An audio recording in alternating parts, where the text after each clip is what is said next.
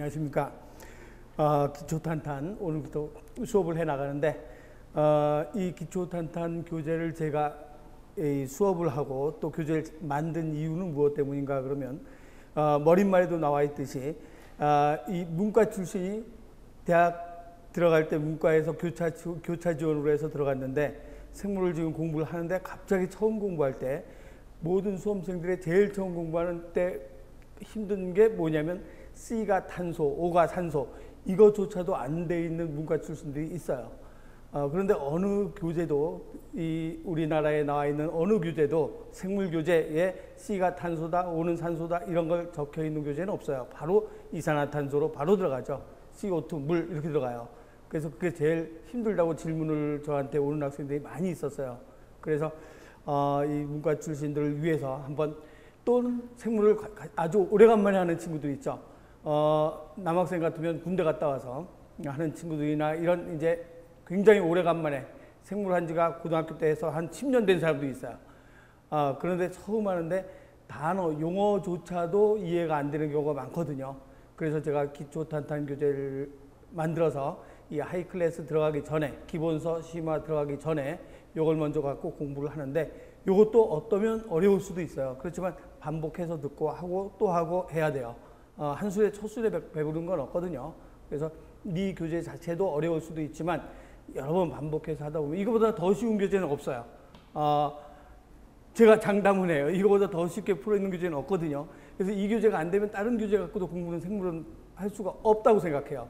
가장 쉽게 가장 기본적 베이직으로 깔고서 문제를 또는 설명을 해놨기 때문에 여기서 여러분들이 확실하게 해놓고 가야 돼요. 그래서 한 3년 전부터 용어도까지도 바뀌었거든요. 3년 전에는 메티오닌인데 메티오닌이라는 용어가 뭘로 바뀌었는가? 메사이오닌이라는 용어로 바뀌었어요. 이라는 용어로 바뀌고 또 리파제라는 용어 리파제 이제 아주 많은데 몇몇 가지만 얘기할게요. 리파제라는 용어가 라이페스로 바뀌었거든요. 그런데 옛날에 이과 출신들도 옛날에 공부할 때 아마 이걸로 공부했을 거예요. 이걸로 공부했는데 지금 바뀐 거는 이렇게 바뀌었어요. 그래서 옛날 구용어를 신용어로 바꿔놓은 걸로 해놨는데 한 3년 전에 그러니까 작년만 해도 구용어가 신용어가 섞여서 서울시에서 문제가 출제됐거든요.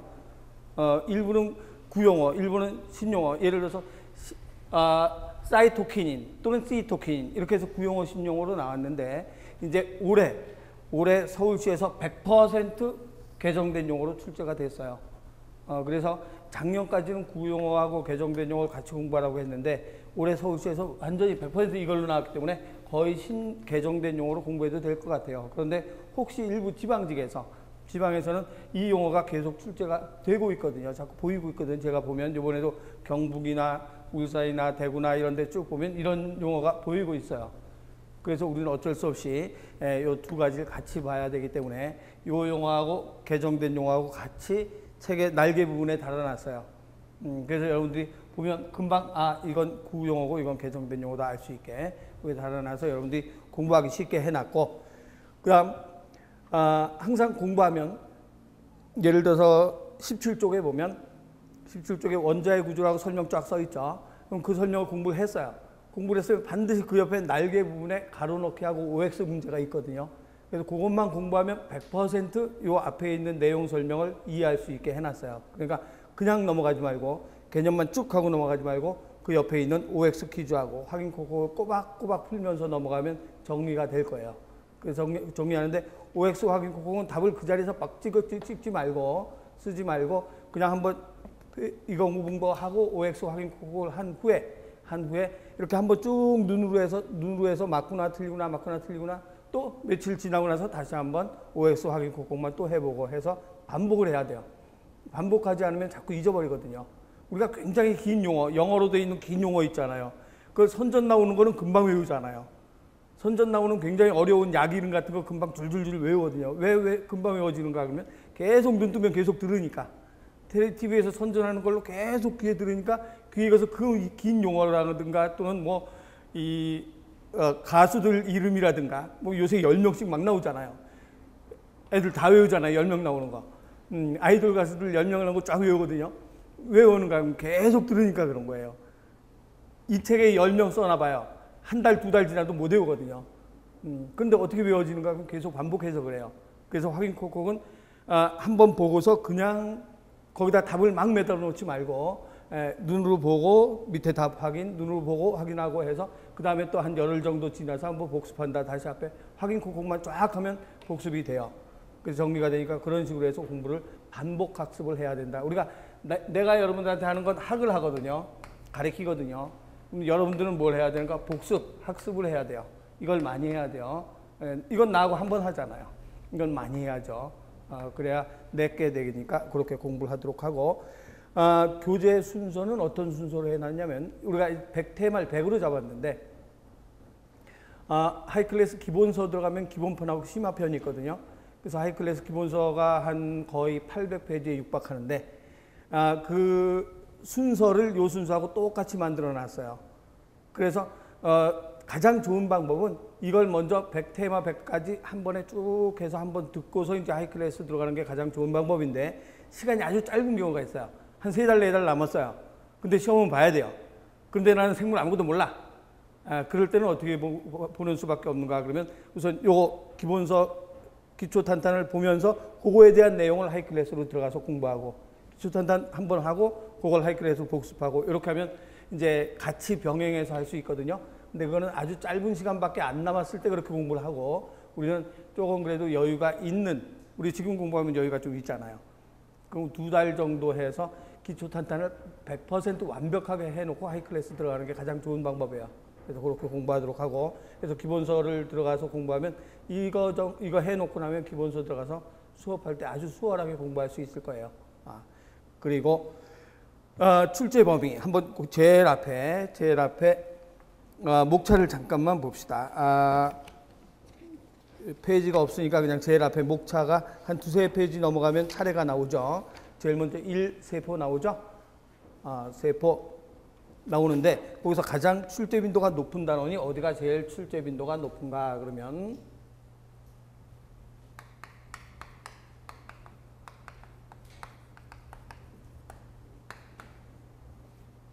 이제 우리가 배울 때 1단원, 2단원, 5단원 이렇게 배울 거예요. 하이클래스 그 기본서 들어가면 이렇게 단원이 나오거든요.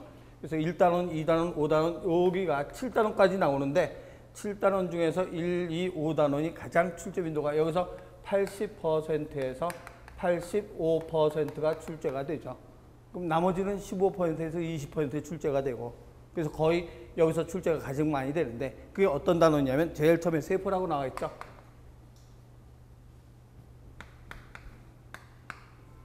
5단원인데 제일 처음에 세포라고 나와 있는 거 가장 출제 빈도가 높은 세 단원이에요. 80에서 85% 나오는 것. 그래서 제일 앞에 세포 단원이 있고 넘어가서 2단원에 생식과 유전이 있죠. 생식과 유전 있고 그 다음에 넘어가서 3단원에 동물의 구조와 기능이 있어요. 이게 이제 하이클래스로 들어가면 5단원으로 들어가요. 5단원으로 들어가는데 여기서 이제 3단원으로 나와 있죠. 3단원으로 나와 있어서 동물의 구조와 기능 요게 하이클래스는 이제 5단원으로 들어가는 것. 요 세 가지가 가장 많이 나오는데 여기 이 단원은 너무 많이 나오기 때문에 요거하고 요거는 깊은 단원이 있고 얕은 단원이 있어요. 어려운 데 있고 쉬운 게 있거든요.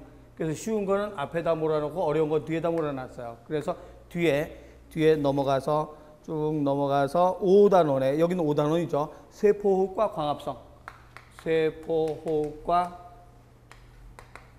광합성. 요게 세포 1단원의 기본 1단원에 해당이 되는 거예요. 실제로는. 그래서 요 단원하고 그다음 6단원 넘어가서 6단원 넘어가서 유전학.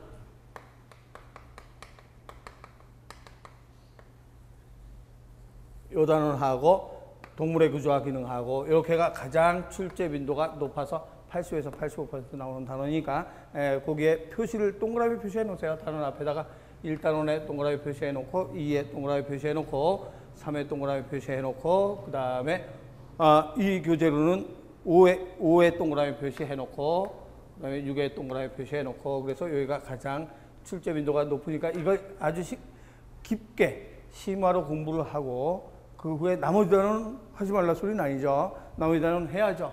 이거 외에도 15% 20% 나오고 출제가 되니까 우리는 1, 2점 차이로 당락이 결정되잖아요. 해야죠. 그래서 요 정도 이제 생물이 이렇게 출제가 되는구나 정도는 머릿속에 알고서 공부를 해 나가면 훨씬 앞으로 여러분들이 대처해 나가는데 훨씬 쉬울 것 같아요. 그래서 우선 진도 나가기 전에 여러분들한테 간단하게 생물 이단원이 많이 나오고 이렇다 하는 걸 설명을 한 거고, 그러면 이제 구체적으로 처음부터 들어가도록 합시다. 17쪽의 원자의 구조서부터 들어갑시다.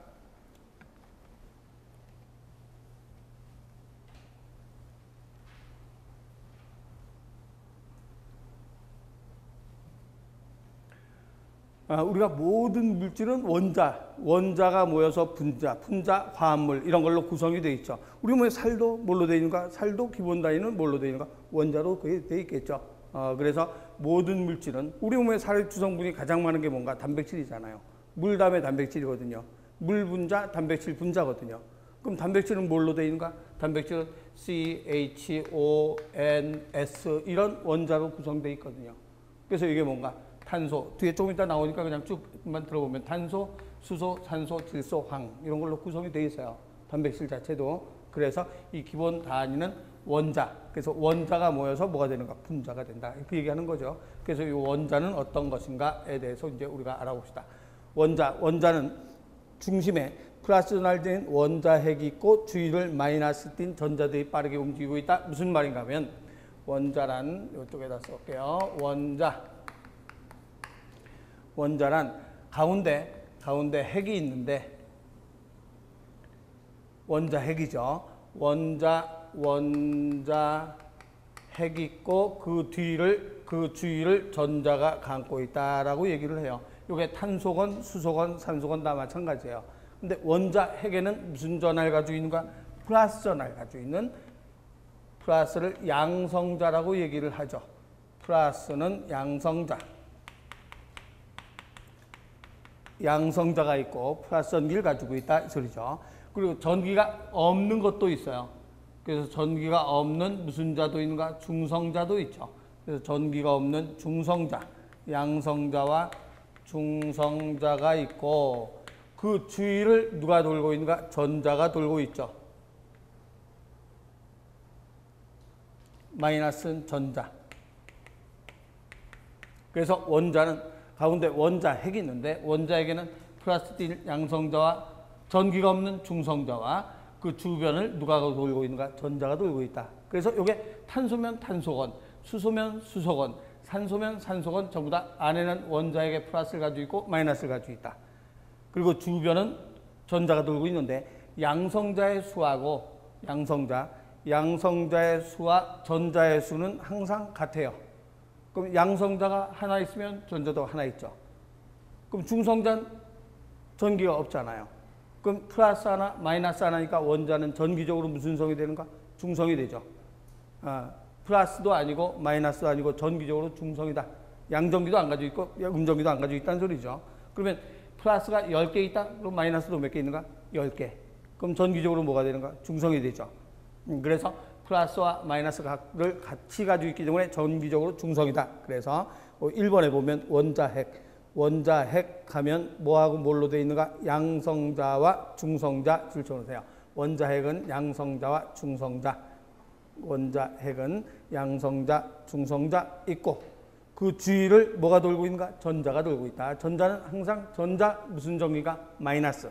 전자란 말, 앞으로 전자란 말 굉장히 많이 나오거든요. 전자란 말만 나왔다 그러면 무조건 여러분들 머릿속에 마이너스. 전자란 말만 나오면 마이너스를 띄고 있다라고 얘기하죠. 그러면 원자핵이 띄는 플러스 양성자, 플러스와 3번에 플러스와 마이너스의 개수가 어떤가? 양이 같다. 같으니까 원자는 전기적으로 무슨 성이 되는가? 중성이 된다.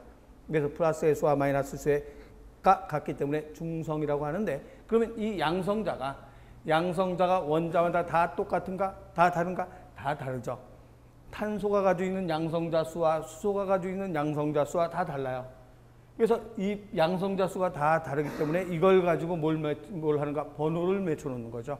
그래서 우리가 학교 다닐 때 항상 내 번호가 있잖아요. 번호 없이는 굉장히 몇 명인지도 알 수 없고 가리기가 힘들잖아요. 그래서 뭐든지 번호를 붙여놓죠. 그러면 원자도 마찬가지 굉장히 100종 이상의 굉장히 많은 원자가 있기 때문에 걔들 그냥 흩어놓는 게 아니라 번호를 붙여놓으면 쉽죠. 근데 번호를 어떻게 붙여야 되겠는가 해서 요거의 수를 갖고 번호를 붙이죠. 그럼 양성자 수가 1개 있으면 1번, 양성자 수가 2개 있으면 2번, 얘가 3개 있으면 3번. 그래서 양성자 수에 따라서 번호를 붙여요. 그럼 전자수는 어떤가? 전자수는 양성자 수하고 똑같으니까 신경 쓸 게 없죠. 그래서 그걸 갖고 번호를 맞춰놓는다. 그래서 4번의 원자 번호. 그 원자의 종류에 따라서 플러스를 띤 양성자의 수가 다 다르기 때문에 원자를 구분하기 위해서 양성자 수를 원자 번호 이렇게 줄 쳐놓으세요. 양성자 수를 원자 번호. 양성자 수를 원자 번호로 사용한다. 그러면 이제 원자 번호를 쓰는데 얘의 무게는 어떻게 찾는가?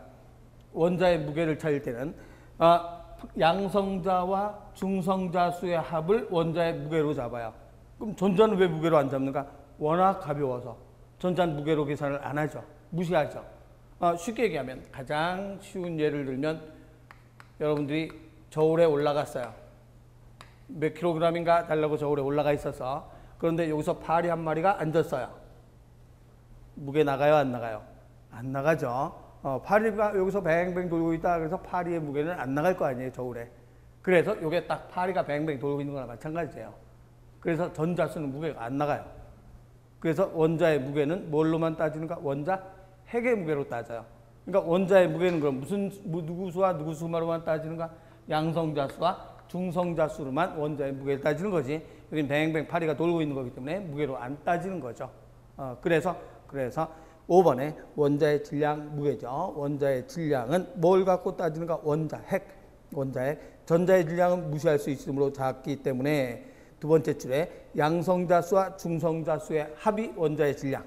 양성자 수와 중성자 수의 합이 원자의 질량이다. 그래서 그 밑에 정리를 해놨죠. 팁으로 정리해서 원자 번호는 뭐 플러스 뭐가 원자 번호인가? 그러면 원자 번호는 뭘 원자 번호라는가? 양성자 수. 양성자 수인데 양성자 수와 원자 번호는 양성자 수인데 양성자 수와 누구 수가 같은가?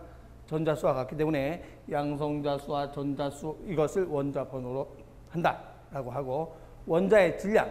원자의 질량을 원자량 또는 질량수라고 해요. 원자의 질량, 원자량, 질량수라는 말은 핵의 질량을 따지는 거니까 누구 플러스 누가 되는가? 양성자수 플러스 중성자수. 양성자수와 중성자수의 합을 원자의 질량이라고 한다. 다른 말로 원자량이라고 얘기하는 거죠. 원자량. 그래서 참고로 보면 네 가지가 나와 있죠. 수소, 탄소, 질소, 산소 나와 있어요. 그 수소 H죠. 탄소 C, 질소 N, 산소 O. 가장 생물에서 많이 나오는 원소들이에요. 그래서 가장 많이 나오는 원소인데 여기 수소, 탄소, 질소, 산소. 말은 다 들어봤죠? 그래서 수소, 탄소, 질소, 산소인데 이게 원자 양성자 수 먼저 볼까요? 양성자 수가 수소는 요게 하나만 있어요. 그래서 양성자 수가 하나가 있죠. 그럼 원자 번호는 이건 원소죠. 원자고 원자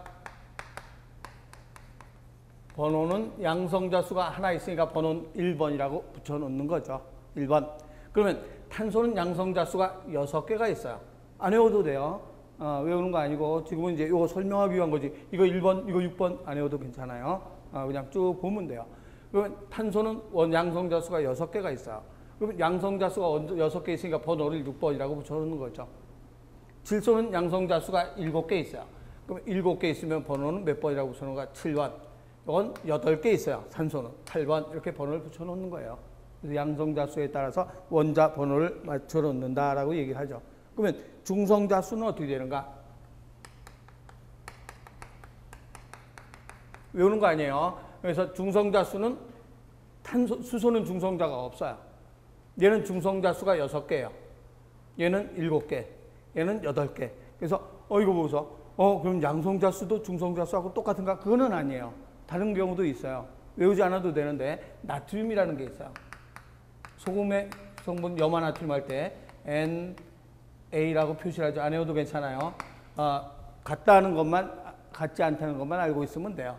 나트륨 같은 건 원자 번호가 어떻게 되는가 그러면 11번이에요. 네, 11번이면 원자 번호 11번 그러면 양성자 수도 얼마인가? 11이거든요. 근데 중성자 수가 얼마가 되는가? 그러면 중성자 수는 12가 돼요. 그래서 항상 같은 건 아니에요. 다를 수도 있어요. 그래서 나트륨 같으면 다를 수도 있다라고 얘기를 하죠. 그래서 그러면 나트륨이 11이라고 한다면 질량수 따질까요? 전자수 먼저 봅시다. 전자수 이건 얼마겠어요? 양성자수하고 전자수는 항상 어때야 되는가? 같아야 중성이죠. 그럼 전자수는 그러니까 시험 문제 나올 때 이렇게 가르칠 수도 있어요. 이거 가르쳐주고 전자수 물어보는 문제는 나올 수 있어요. 그러면 같은가는 알 수 있으면 되죠. 그런데 이 번호를 외워라 이런 시험 문제는 없어요. 그러니까 번호는 외우는 거 아니에요. 중성자수도 외우는 거 아니에요. 그냥 이런 게 있다 정도. 그러면 전자수 1이죠. 그러면 탄소의 전자수 얼마인가? 그렇죠. 양성자수하고 똑같으니까 전자수 6. 그러면 이건 무슨 점을 가지고인가? 플러스. 전자는 무조건 뭐라 그랬어요? 마이너스. 플러스 6, 마이너스 6, 제로잖아요. 중성이죠. 그러면 질소의 전자수는 얼마인가? 마찬가지 7. 산소의 전자수는 얼마인가? 8. 그러면 나트륨의 전자수는 얼마가 되겠는가? 그러면 나트륨의 전자수는 그렇죠. 양성자수와 같아야 하겠죠.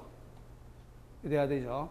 그러면 원자량은 어떻게 돼야 되는가? 원자량을 다른 말로 원자의 질량 또는 질량수라고도 하죠. 원자량 이꼴 질량수라고도 한다. 그럼 원자량은 얼마 나오겠는가? 수소의 원자량은 얼마겠어요? 그렇죠. 수소의 원자량은 1이 되겠죠.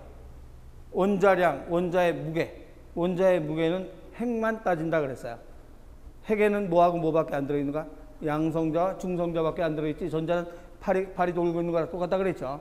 그럼 양성자와 중성자니까 양성자와 중성자. 그럼 질량은 얼마인가? 1.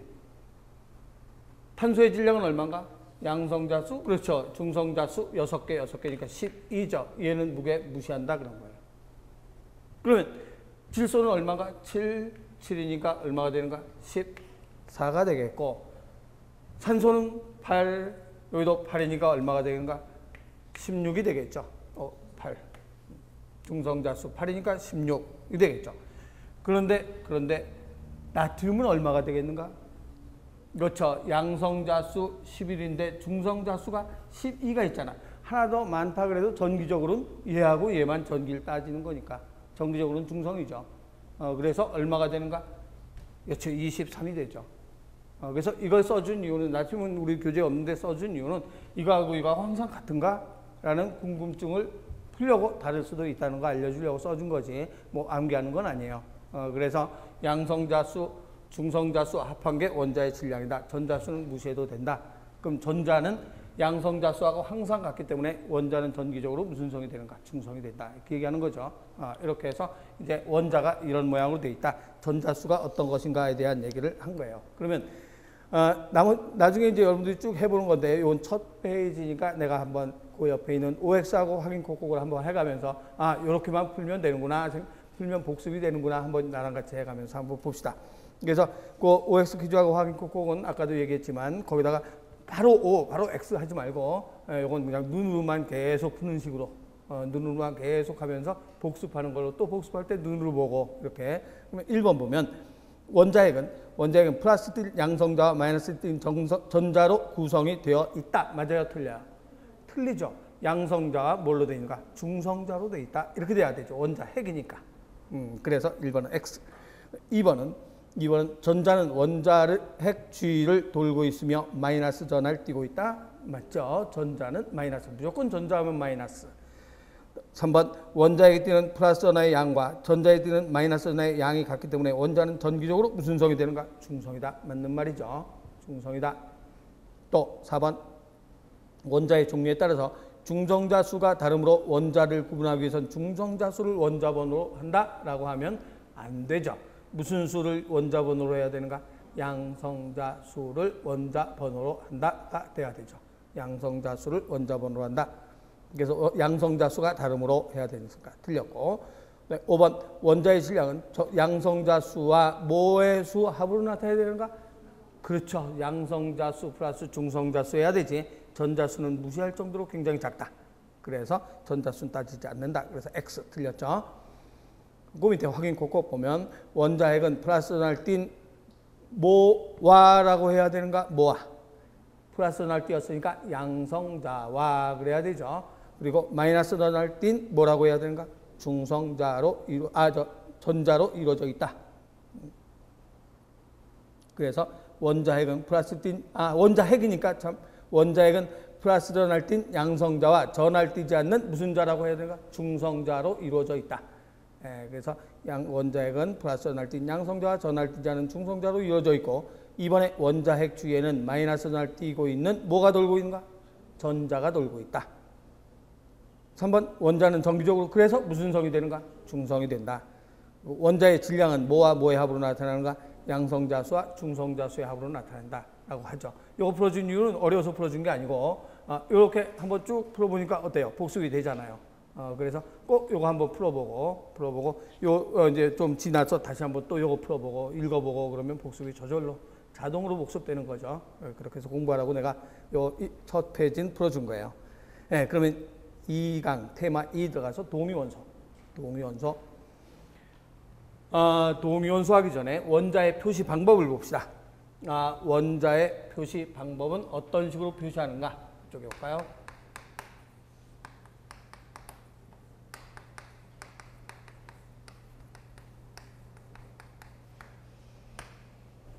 책에 있는 대로 C가 있죠. C를 보면 원자 번호는 얼마라고 했는가? 저쪽에 가서 탄소의 원자 번호는 원자 번호가 6이다. 어떻게 해서 6인가? 그러면 뭐의 수가 6이니까? 양성자 수가 6이니까. 그래서 원자 번호는 항상 왼쪽에다 표시하는데 왼쪽에 아래쪽에다 원자 번호를 표시해요. 그래서 6번 이렇게 표시하죠. 이렇게 매달아놔요.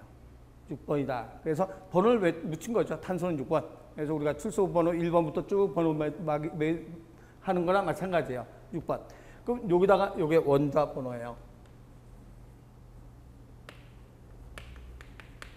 근데 원자 번호는 무슨 수하고 똑같은 건가? 양성자 수와 같다. 양성자 수는 항상 무슨 수와 같은가? 전자 수와 같기 때문에 이렇게 표시를 하죠.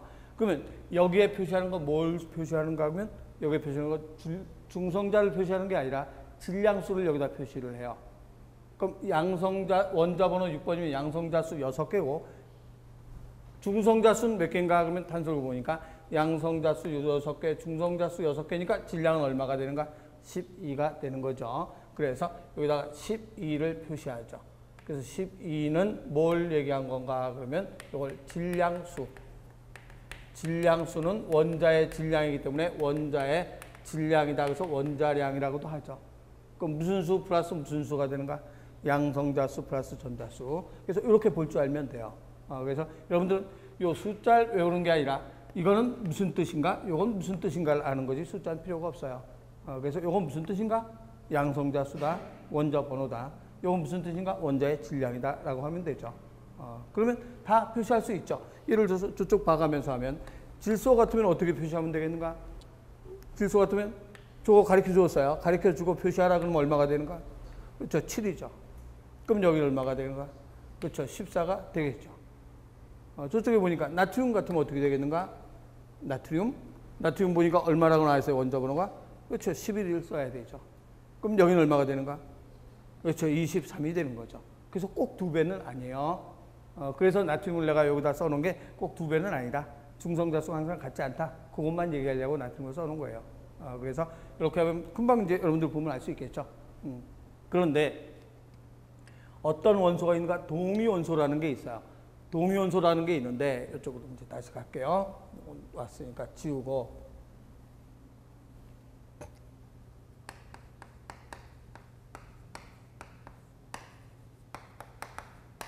동위원소라는 게 있는데 동위원소는 뭘 얘기하는가? 그러면 동위원소는 원자 번호는 똑같아요. 한마디로 양성자 수는 똑같아요. 양성자 수는 똑같은데 뭐의 수가 다른가? 중성자 수가 다른 거죠. 그것을 우리는 무슨 원소라고 하는가? 동위원소. 그래서 거기다 표시해 놓으세요. 동위원소 2번에 동위원소 보면 첫 번째 줄에 동위원소는 양성자 수는 같으나 중성자 수가 달라서까지만 표시해 놓으면 돼요. 양성자 수는 같으나 중성자 수가 달라서 이렇게. 그러면 무슨 뜻인가? 그러면 질소를 한번 봅시다. 질소. 그러면 질소는 양성자 수가 몇 개가 되는가? 7개. 그럼 질소는 양성자 수 7개다. 그런데 중성자 수도 얼마인가? 7개니까 얼마가 되는가? 14개. 그래서 14. 이게 이제 일반적인 원소예요. 일반적인 원소인데 동위원소, 질소의 동위원소.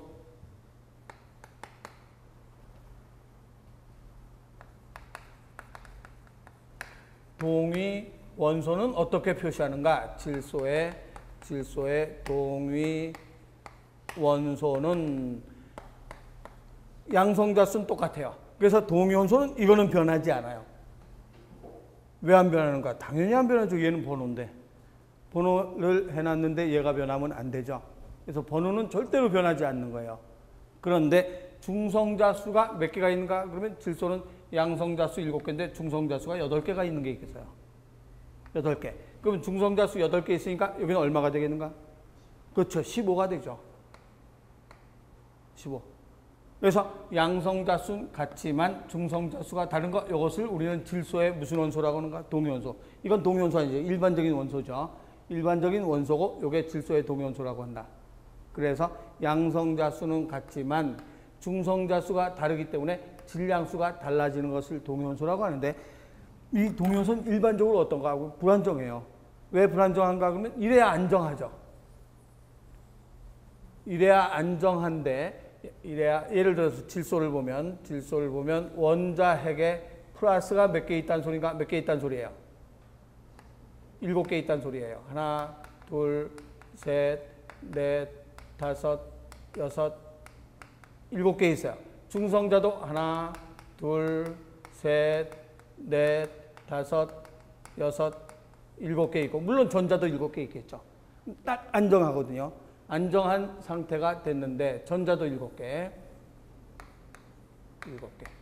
그래서 안정한 상태가 됐는데 어떤 상태가 되는가 그러면 원자 양성자 수는 하나, 둘, 셋, 넷, 다섯, 여섯, 7개인데 중성자 수가 하나, 둘, 셋, 넷, 다섯, 여섯, 7, 8. 전자는 물론 7개 있겠죠. 그래서 원자는 정기적으로 중성이니까. 그런데 얘가 하나 더 많아서 불안정하거든요. 불안정해서 원자핵이 자꾸 붕괴되려고 그래요. 얘를 내보내고 싶어서. 플러스 하나를 내보내야 안정권으로 되잖아요. 그래서 불안정하기 때문에 계속 불안정해서 이게 붕괴가 일어나요. 붕괴가 일어나는데 어떤 거는 그 붕괴되면서 방사능을 띠는 경우가 있죠. 그래서 방사능을 번쩍번쩍 튀면서 붕괴되어서 나가요. 그러면 얘를 뭐 하는 데 쓰는가? 그러면 질소가 어디로 돌아다니고 있는가를 알아보는 데 쓰는 거죠. 세포가 있으면 우리 몸에 세포 속에 이제 우리 뒤에서 배울 텐데 뭐 핵도 있고 여러 가지가 물질이 있어요. 그럼 이 안에서 단백질이 어떻게 만들어서 어디로 이동되는 걸 알아보고 싶어요. 그럼 단백질에 질소가 있거든요. 그럼 단백질에 있는 질소를 이걸로 표시해 놓는 거예요. 이걸로 만들어 놓는 거죠. 그러면 이놈이 붕괴되면서 펑펑펑펑 원소 붕괴가 일어나면서 돌아다니면 추적이 돼요. 어디로 갔는지. 그 뒤에서 이제 쭉 우리 설명하면서 이제 요 구체적인 내용은 나갈 거니까 그냥 여러분들 그냥 상상만 해보세요. 단백질 속에 질소가, 단백질 속에 요것도 조금 이따 배울 건데 단백질이 탄소, 수소, 산소, 질소, 황 이렇게 돼 있거든요. 그럼 단백질 속에 질소가 있어요. 그럼 요 질소를 요걸 표시해 놓는 거예요. 동위원소로. 그럼 단백질이 돌아다니면서 단백질 속에 있는 질소가 뭐가 되는가? 방사성 붕괴가 막 일어나는 거죠. 그래서 방사능을 막 띄면서 돌아다녀요. 그러면 이놈이 어디로 돌아다니는가 추적을 할 수가 있죠. 한마디로 우리라면 이제 형광 표시를 해놓는 거죠. 야광 표시를 해놓는 거죠. 깜깜한 밤중에 한 놈한테 야광 표시를 해놨어. 그놈이 뱅뱅뱅 돌아다니고 있으면 저 자식 어디 다니고 있는가 금방 보이죠. 그래서 추적을 할 수가 있는 거예요. 그래서 어떤 사람 머리 뒤통수에다가 야광 표시해놓은 모자를 씌워놓으면 그 사람이 돌아다니면서 밤중에도 그냥 금방 찾을 수가 있죠. 그거나 마찬가지로 이런 붕괴를 일으키면서 찾아낼 수 있는 추적으로 사용되는 거예요. 동요원소라고 얘기하죠. 그래서 질소와 질소의 동요원소 표시 방법이 있는데 그거 위에 동요원소에 지금 내가 설명한 동요원소 세 번째 줄에 보면 두 번째 줄 끝에 보면 두 번째 줄 끝에 동요원소 중에는 방사능을 띤 방사성 동요원소는 불안정하기 때문에 방사성 붕괴를 일으키게 된다. 동요원소 중에 방사능을 띤 방사성 동요원소는 불안정해서 방사성 붕괴를 일으키게 된다. 그럼 방사성 붕괴가 일으키게 되면 어디로 갔는지 추적이 가능하다는 얘기죠. 그래서 그 밑에 있는 C 탄소, 질소, 산소, 동요원소 써 있는데 외우진 않아도 돼요. 동요원소가 이런 뜻이구나만 알면 되죠. 자꾸 그 밑에 질소의 동요원소 표시하는 방법 해놨죠. 그러면 하나만 해봅시다. 확인 콕국의 2번에 산소 원자는 8개의 양성자와 8개의 중성자를 갖는다. 그랬어요. 8개의 양성자, 8개의 중성자를 갖는데 산소는 동요원소인 산소는 몇 개의 중성자를 갖는다 그런가? 10개를 갖는다라고 했죠. 그렇다면 방사성 동요원소인 산소의 원자 번호는 얼마인가? 원자 번호는 변하지 않는다. 그럼 원자 번호는 변하지 않으니까 무슨 수가 원자 번호가 되는가? 양성자 수니까 원자 번호는 그대로 얼마라고 해야 되는가? 8 해야 되죠. 원자 번호는 8이고 질량수는 얼마가 되는가? 원래는 8이면 16이 돼야 되는데 얘가 10개라 그랬잖아요. 그러면 얼마가 되는가? 18이 되겠죠. 그래서 질량수는 질량수는 18이 되겠죠. 18이 되고 그러면 이걸 표시하면 어떻게 표시할 수 있겠는가라고 하면 그렇죠. 여기다 5하고 여기는 8번은 변하지 않는 거. 근데 중성자 수가 10개이기 때문에 얼마가 되는가? 18 이렇게 표시하면 되는 거죠. 이렇게 표시해서 나타낸다라고 얘기를 하고 이것을 우리가 무슨 원소라고 표시하는가? 동요원소라고 한다. 얘기를 하죠. 네, 그렇게 해서 우리가 원소, 동요원소에 대해서 했고 그 다음 넘어가서 이온에 대해서 알아봅시다. 19쪽에 가서 이온.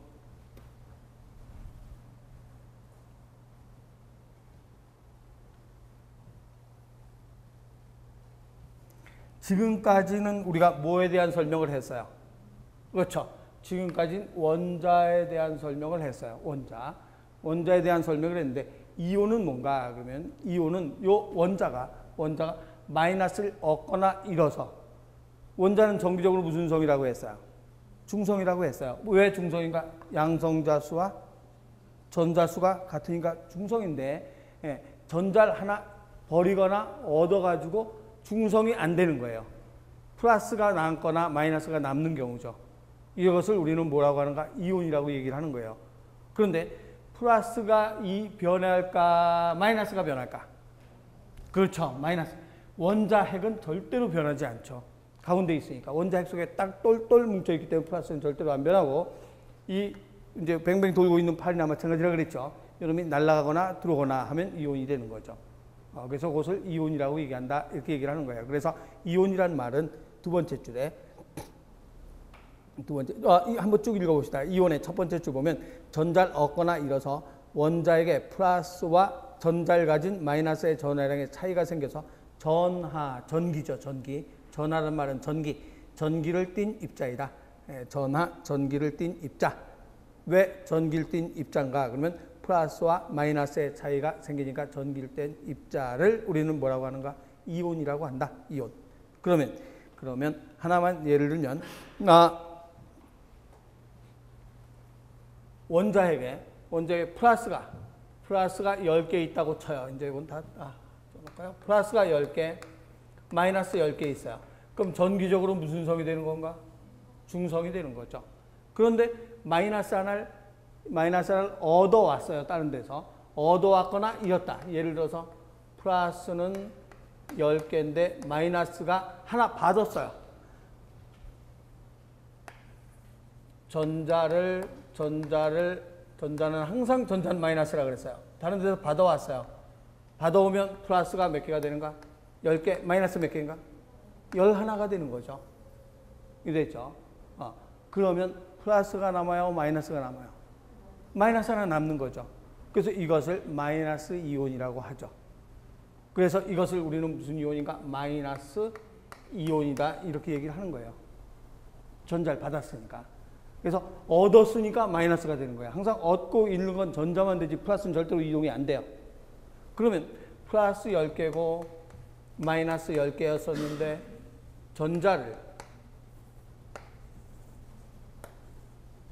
전자를 하나 잃어버렸어요.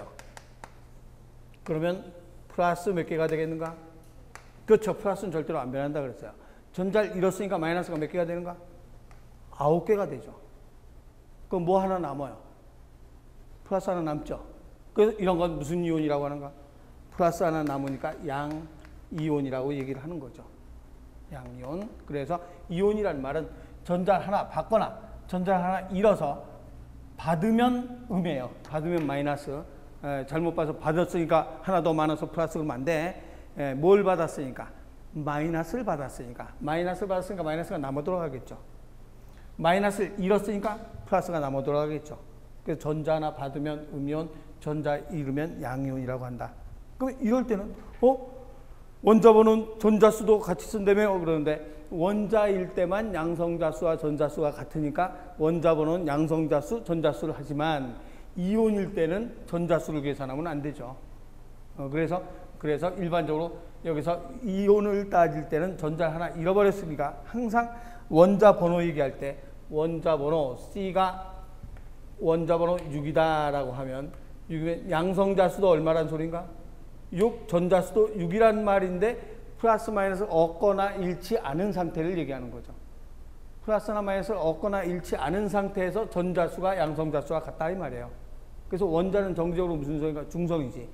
그래서 원자일 때만 양성자수 이꼬르 전자수가 되는 거지 이온일 때는 잃어버렸으니까 안 되죠. 그래서 중성 원자의 전자수라고도 얘기를 해요. 중성 원자의 전자수 이런 말로 표시도 하죠. 중성 원자라는 말은 뭔가 얻거나 잃어버리지 않은 원자 이렇게 얘기하는 거예요. 그래서 중성 원자의 전자수라고도 얘기를 하는 거예요. 그래서 양성자수, 전자수인데 일반적으로 중성 원자의 전자수라고 한다. 18쪽 잠깐만 가볼게요.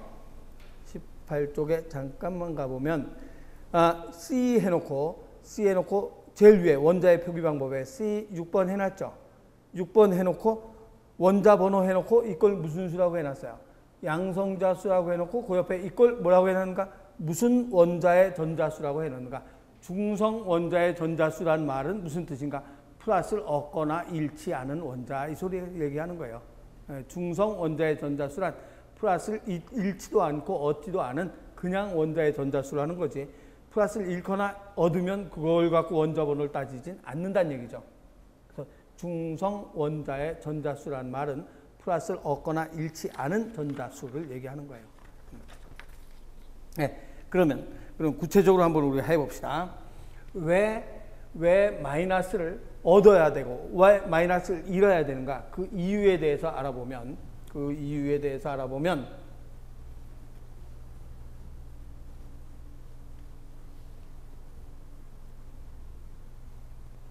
옥텟 규칙이라는 게 있어요.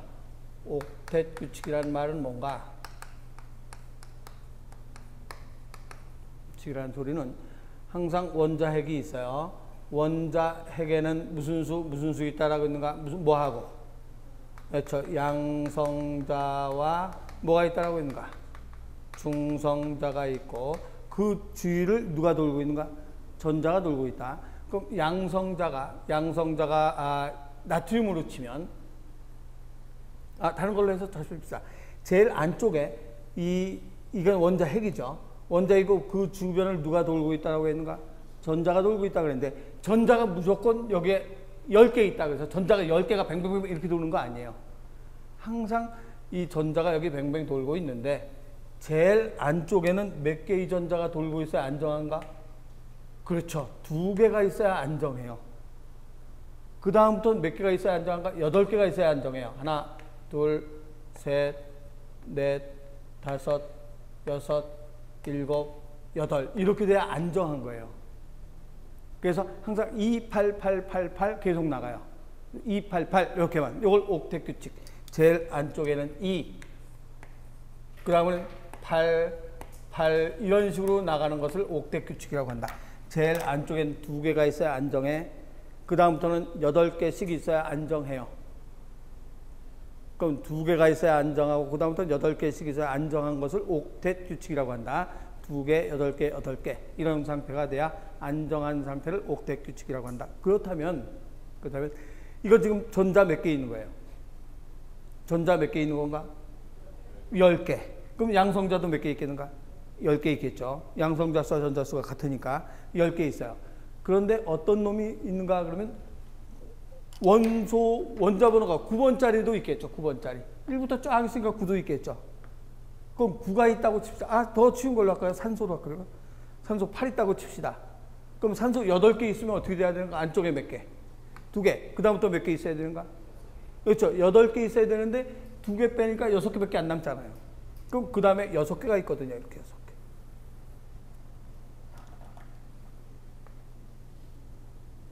6개. 6개 있어요.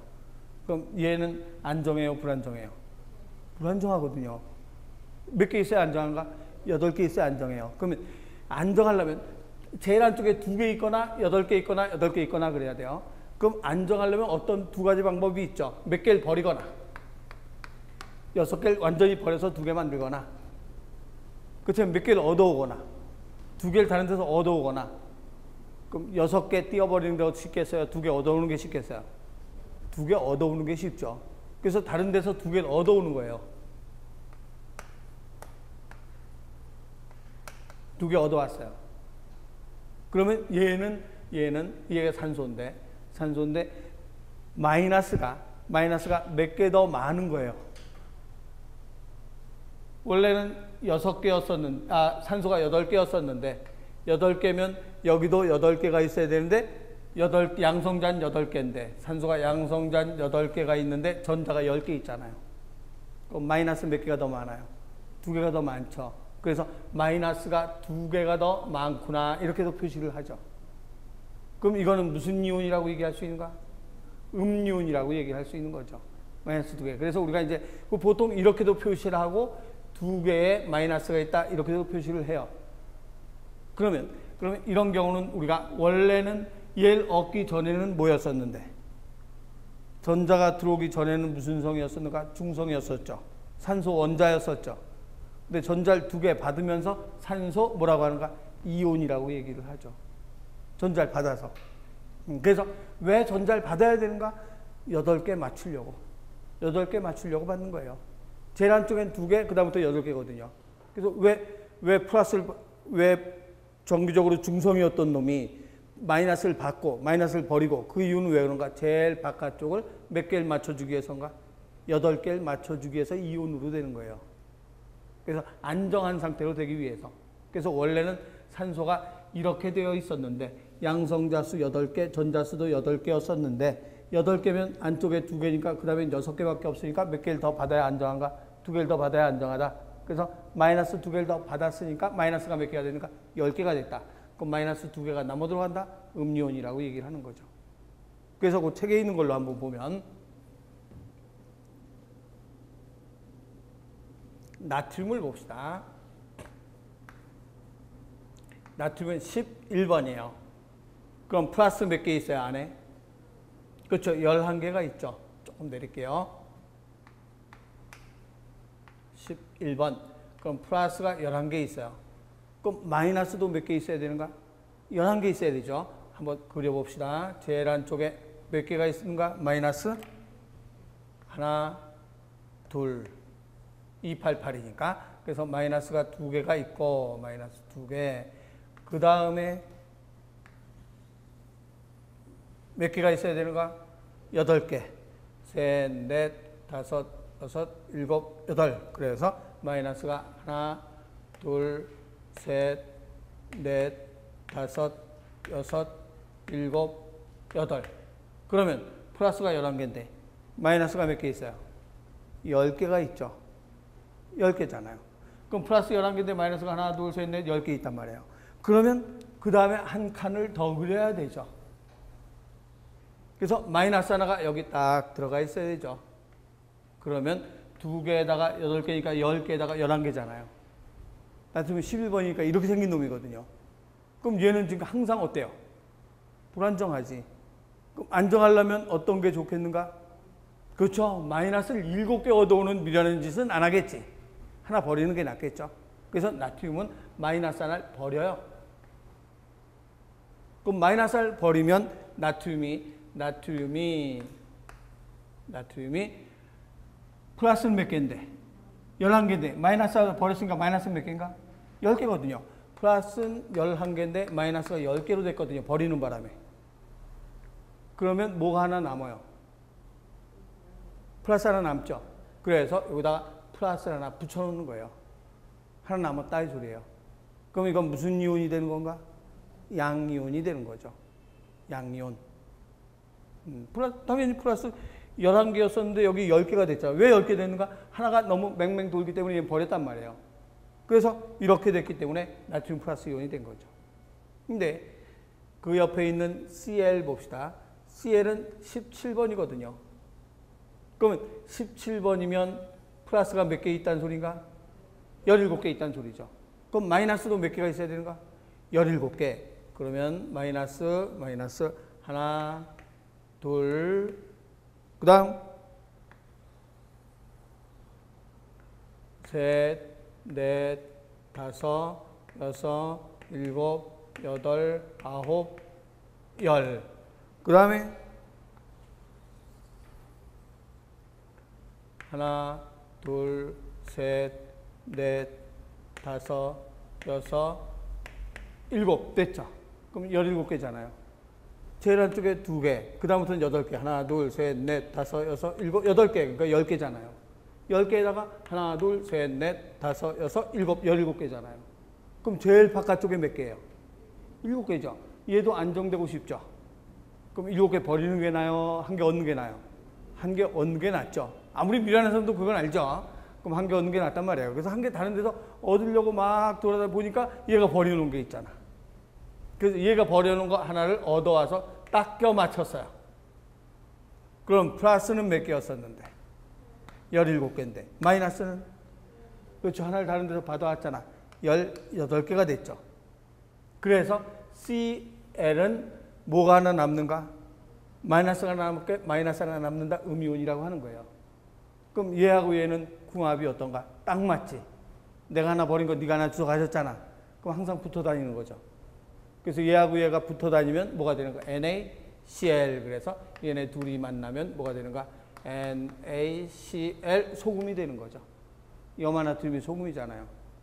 그래서 NaCl이 된다. 그래서 이렇게 하나를 버리고 얘는 버리고 얘는 얻었어요. 그럼 전자를 하나 버리면 무슨 이온이라고 얘기하는가? 양이온. 전자 얻으면 무슨 이온인가? 음이온. 버리기 전은 뭐라고 하는가? 원자. 버리기 전에는 원자였었죠. 버리기 전에는 원자였으니까 플러스하고 플러스 11, 마이너스 11이니까 정적으로 중성이잖아요. 버리는 바람에 이온이 된 거예요. 얘도 받기 전에는 원자였었는데 받는 바람에 이온이 된 거죠. 원자가 이온. 그래서 플러스 얻거나 버리는 것을 이온이라고 얘기한다. 이렇게 얘기를 하는 거예요. 그래서 이걸 이온. 그래서 옥텟 규칙은 항상 몇으로 생각하면 되는가? 2, 8, 8 이렇게 생각하면 여러분도 혼자 그릴 수 있어요. 그래서 요게 이제 공부하다가 이런 경우가 있거든요. CA는 뭐가 되는가? 칼슘이에요. 조금 이따 뒤에서 나오니까. CA는 칼슘인데 이렇게 써 있는 게 공부하다 보면 나와요. 그럼 얘는 어떻게 된 놈인가? 전자를 2개 모은 놈. 받은 놈이에요? 버린 놈이에요? 그렇죠. 전자를 2개 버렸으니까 플러스 2개 남아 돌아가잖아. 전자 2개 버린 놈이구나 정도만 알고 있으면 돼요. 그래서 이걸 읽을 때 칼슘 이온 이렇게 읽는 거죠. 이게 없이 그냥 이렇게 하면 칼슘 원자, 칼슘 이온 이렇게 되는 거예요. 전자를 버리면. 플러스 2개를 마이너스 2개를 버렸으니까 플러스 2개가 남아 돌아가니까 플러스 2개 남는다 이런 뜻이에요. 그래서 이거는 마이너스 하나 버렸으니까 플러스 하나가 남는 거죠, 여기. 그래서 플러스. 마이너스를 받았으니까 마이너스 남는 거지. 마이너스. 그래서 전자를 잃으면 무슨 이온? 전자를 잃으면 무슨 이온인가? 양이온. 전자를 얻으면 무슨 이온인가? 이온. 그 얘기하는 거죠. 그래서 원자, 동위원소, 이온에 대해서 했고 조금 쉬었다가 산염기 들어갑니다.